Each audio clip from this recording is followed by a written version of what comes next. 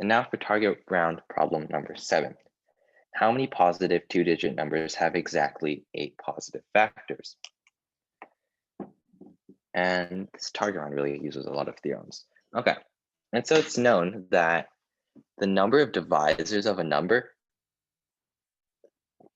if we can write a number as the form, if we write n as some prime to some exponent times some other prime to an exponent plus times yada, yada, yada, the number of divisors of n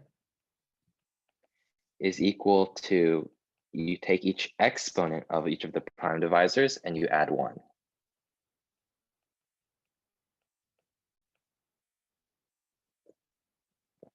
That's always true.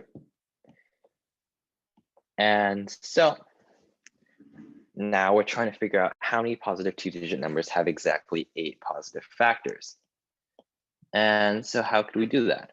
Well, if we have 8 positive factors, we now can see that, okay, if our number, let's write it n equals p to the 7th, then our one exponent is 7, we tack on 1, so it becomes 8.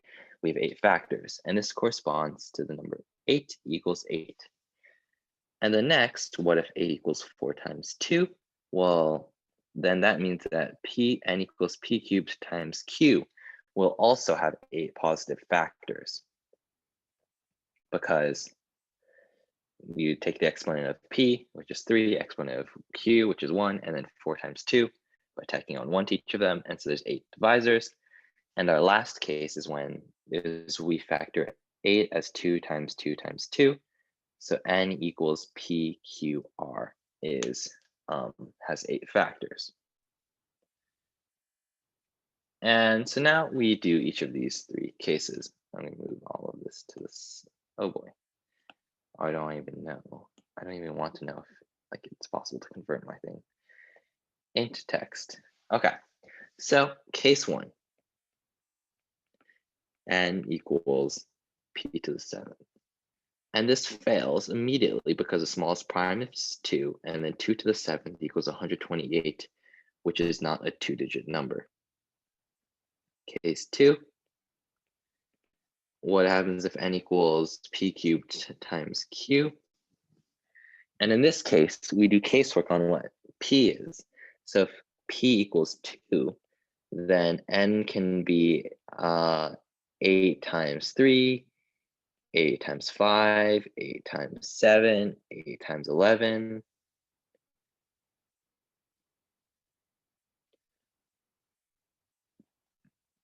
I don't know, I put dots in between these. And then 8 times 13 becomes 104 and overshoots it. So we have 4 solutions here. And then if p equals 3, then n has to be of the form 27q. So the least possible one would be 27 times 2. And then we can't do 27 times 3 because then p and q are the same. And then 27 times 5. But 27 times 5 is 135, which is too big. We only have 27 times 2 equals 54, which works. And this is one solution. And then our final case is case 3, when n equals pqr. And then here we do casework again. P equals 2, q equals 3. And then in this case, depending on r, n can be 6 times 5, 6 times 7, 6 times 11, 6 times 13, which is 4 more solutions. If p equals 2 and q equals 5, then the only solution is 10 times 7. And that's one solution. And then if p equals 2 and q equals 7, then 2 times 7 times 11, way too big. And if p equals 3, then q has to be 5, and 3 times 5 times 7 would be the smallest, but that's also too big. And so we run out of possible 2-digit integers. And so the only possible 2-digit integers which work are these ones. It's 24, 40, 56, 88, 54, and that's from case 2. And then case 3, 30, 42, 66, and 78, and 70 are the only ones that work. And so we summing up these, we have 10 possible integers. This isn't the prettiest problem.